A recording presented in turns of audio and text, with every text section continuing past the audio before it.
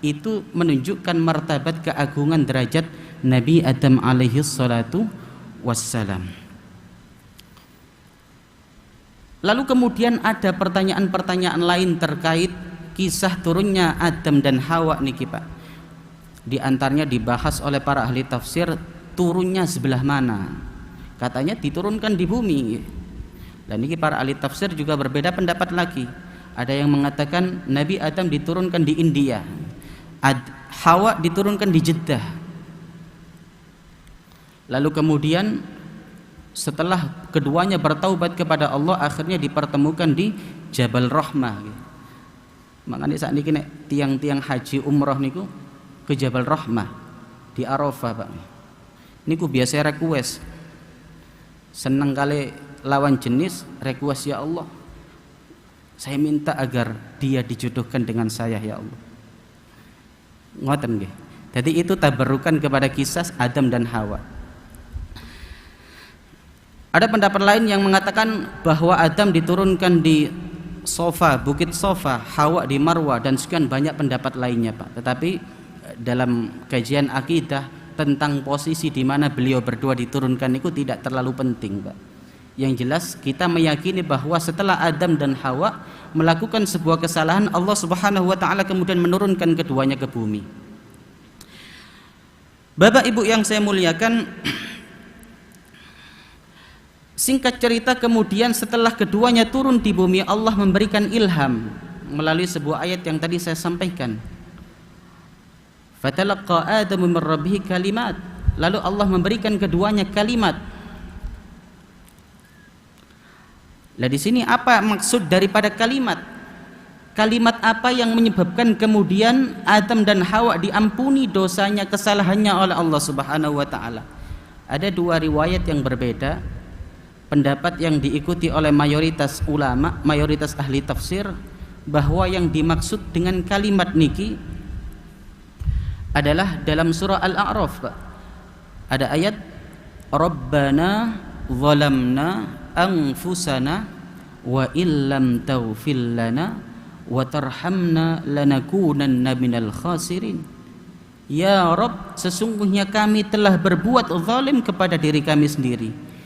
Jika engkau tidak mengampuni kami dan tidak merahmati kami, lanakunanna minal khasirin, maka kami termasuk orang-orang yang rugi. Ada lagi pendapat lainnya yang menyebutkan bahwa kalimat yang diberikan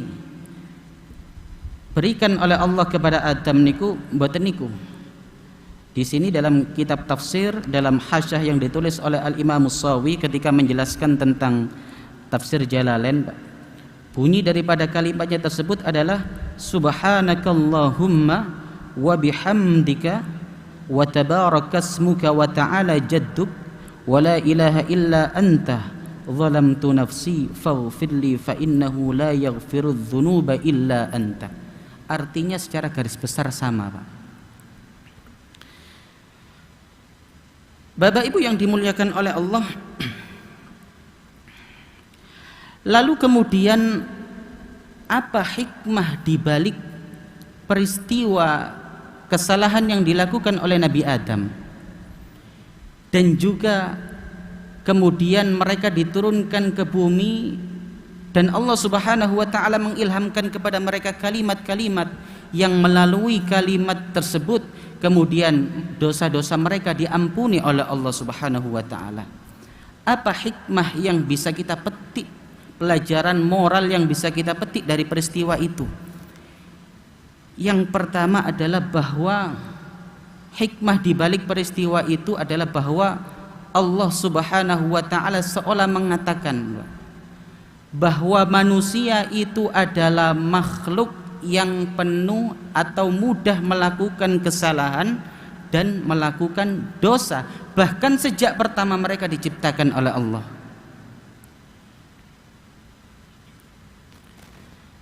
Hikmah yang kedua adalah bahwa Allah berkehendak bagi orang-orang yang telah melakukan kesalahan dari anak turunnya Adam, yakni kita semua, setelah kita melakukan dosa kepada Allah, kita bertaubat kepada Allah Subhanahu wa ta'ala. Maka kalimat yang diucapkan oleh Adam tadi adalah unsur utamanya itu adalah istighfar, Pak. Wa illam taghfir lana wa tarhamna lanakunanna minal khasirin. Maka sebagai makhluk yang pertama diciptakan, tentu Adam niki sik bingung, Pak. Masih bingung. Kalau sudah melakukan kesalahan, melakukan dosa, apa selanjutnya yang dilakukan? Maka kemudian Allah mengajarkan kepada Adam agar orang yang melakukan kesalahan, orang yang melakukan dosa kepada Allah Subhanahu wa taala, maka Allah pasti akan mengampuninya melalui istighfar kepada Allah Subhanahu wa taala. Bapak Ibu yang saya muliakan, apa sebenarnya hakikat istighfar itu? Hakikat istighfar itu adalah doa. Dan hakikat doa itu adalah ibadah kepada Allah Subhanahu wa taala. Maka dalam surah Ghafir Allah Subhanahu wa taala niku berfirman. Coba kita angan-angan ayat niki. Wa qala rabbukum ud'uni astajib lakum. Dan Tuhanmu berfirman, berdoalah kepadaku maka pasti akan aku kabulkan doa kalian, kata Allah. Pada kalimat selanjutnya kemudian redaksinya berbeda. Innalladzina yastakbiruna an ibadati sayadkhuluna jahannama dakhirin. Sesungguhnya orang-orang yang enggan beribadah kepadaku. Jadi dari berdoa kemudian beribadah. Karena napa? Hakikatnya doa itu adalah ibadah. Hakikatnya doa itu adalah ibadah.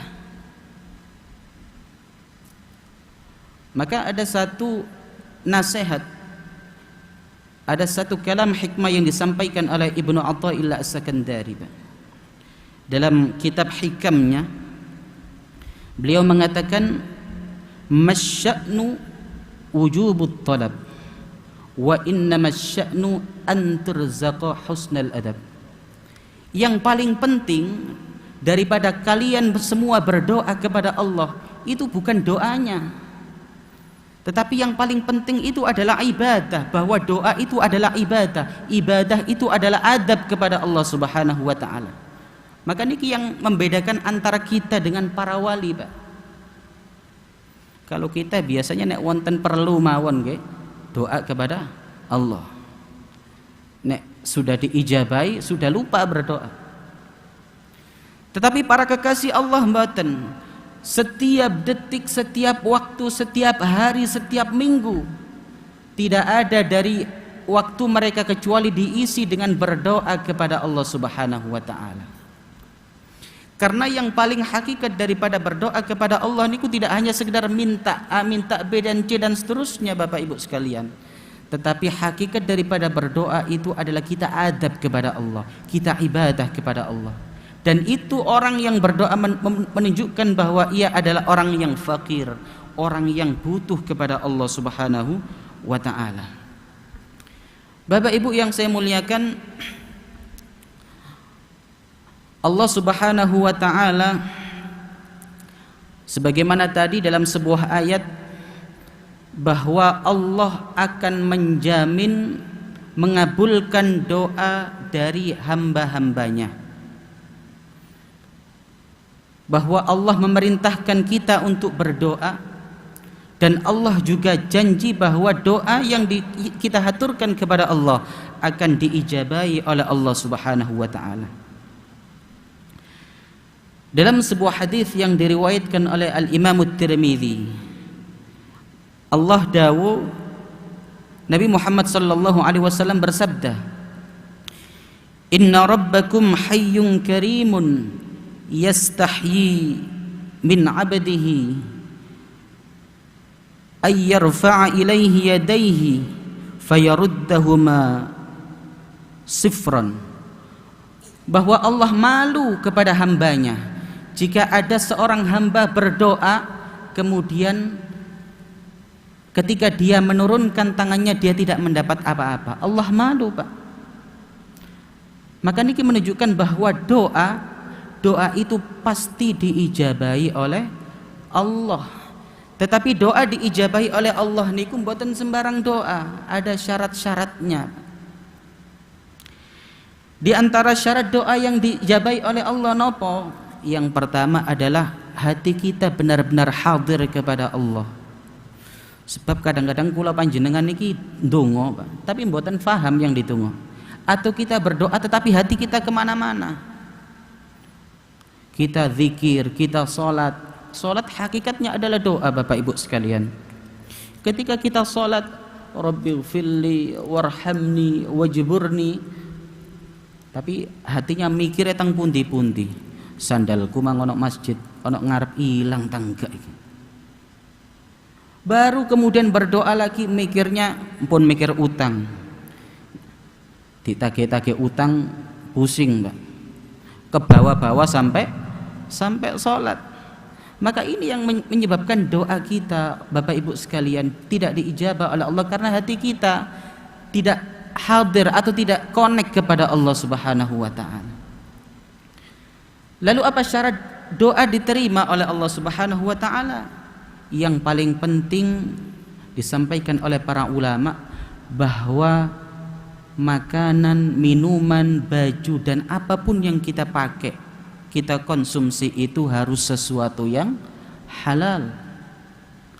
Maka kalau kita merasa bahwa doa-doa kita kok lama tidak diijabah oleh Allah, maka monggo kita introspeksi. Mungkin yang kita masukkan ke mulut kita berikan kepada keluarga kita berikan kepada anak kita, masih ada yang haram, Bapak Ibu sekalian.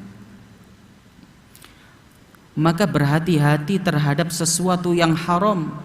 Niki termasuk daripada ajaran yang paling ditekankan dalam Islam.